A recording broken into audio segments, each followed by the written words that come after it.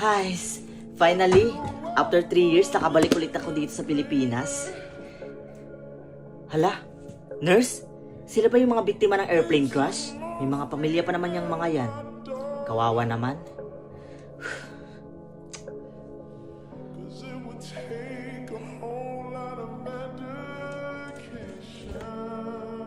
Nangyari dun? Masundan ko nga.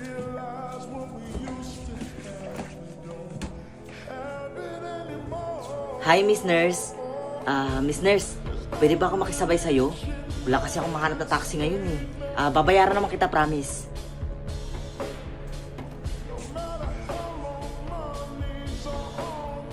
Nurse, ang ganda ng kotse mo ah. Siguro mayaman ka na, no?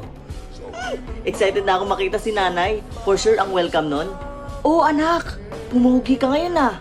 Pero yung mga kapatid ko, for sure, kukontra yung kay nanay. Sasabihin nung kay nanay, Nay, wag na wag mo masyadong puriin si kuya. Lalaki yung ulo niyan. Ganyan kasi yung mga yun, mapangkasar. Hindi nila alam na darating ako ngayon.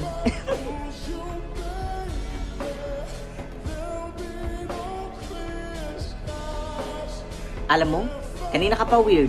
Hindi ka man lang nagsasalita, nurse. Boom! Chicharon! Nurse, pwede pa tayong umistap sandali? Bibili lang ako ng chicharon. Papasalubungan ko sa sila nanay, paborito niya kasi yun. Ako na lang ang bababa. Wow, ang bait niyo naman pala eh.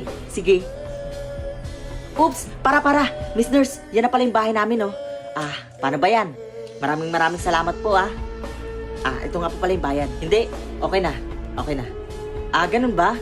Naku, maraming salamat Miss Nurse ah. Sige, alis na ako ah. Maraming salamat. Ingat. Asan ang tao dito? Mark? Adrian? Nay? Asan yung mga yun? Nay?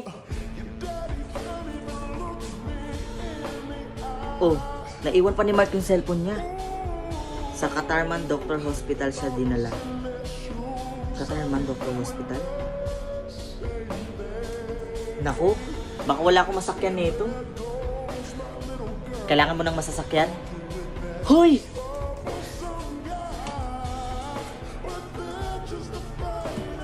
Nay! Nay! Nandito na po ako! Bakit po kayo umiiyak? Nasaan si Mark tsaka si Adrian? Nay, nasa harapan niyo po si Marvin ngayon.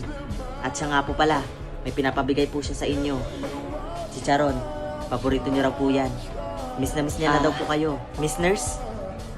Anong nangyari?